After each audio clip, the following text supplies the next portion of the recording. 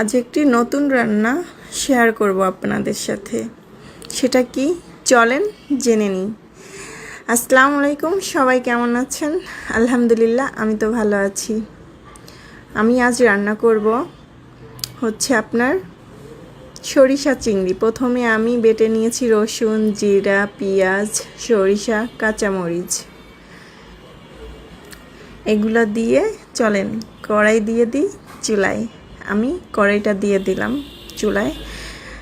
আমি এক এক করে সব মশলাগুলো এই কড়াইতে দিয়ে দিব। আগে একটু পানি দিয়ে দিলাম। এই কড়াইতে না আপনার শুধু মশলা পুড়ে যায়, এর জন্য আমার এই কড়াইতে রান্না করতে ভালো লাগে না। আমি তারপরে দিয়ে দিলাম হচ্ছে পেঁয়াজ বাটা, তারপরে দিব সরিষা বাটা, তারপরে দিয়ে দিব হচ্ছে মরিচ বাটা,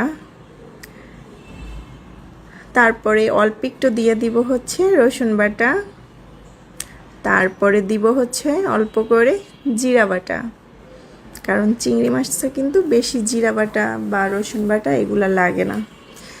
তারপরে অল্প একটু দিয়ে দিব হচ্ছে আপনার হলুদের গুঁড়া, আর অল্প একটু দিয়ে দিব মরিচের গুঁড়া, শুধু কালারটার জন্য মরিচের গুঁড়াটা দেওয়া। আর না, যারা মানে শুধু কাঁচামরিচ দিয়ে রান্না করতে চান তারা শুধু কাঁচামরিচ দিয়েই রান্না করতে পারবেন।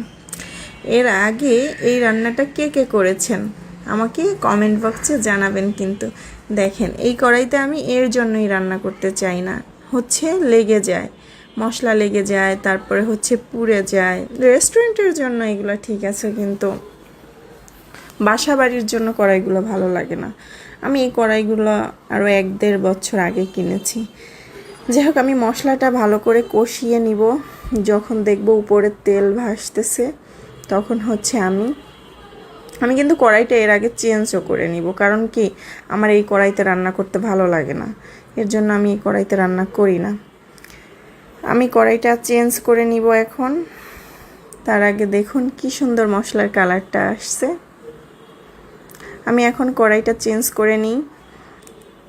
করে নিয়েছি কড়াইটা। তারপরে হচ্ছে আপনার চিংড়ি মাছগুলো দিয়ে দিয়েছি। আপনারা যেভাবে রান্না করতে চান সেভাবেই রান্না করতে পারবেন। যদি আপনি চান যে চিংড়ি মাছটা ভেজে রান্না করবেন, তাহলে হ্যাঁ, চিংড়ি মাছটা ভেজেই রান্না করতে পারবেন। আপনি যদি চান যে না, আমি ভেজে রান্না করব না, এভাবে রান্না করব, হ্যাঁ, এভাবে রান্না করতে পারবেন। দেখেন, আমার চিংড়ি মাছ থেকে কিন্তু পানি বের হয়েছে। আমি এই পানিটা একদম শুকনা করে নিব, মানে পানিটা শুকিয়ে ফেলবো। তারপরে দেখেন কি সুন্দর কালার আসছে। আমি তারপরে দিয়ে দিলাম হচ্ছে আস্তা কিছু কাঁচামরিচ। খেতে কিন্তু সেই টেস্ট হয়েছে।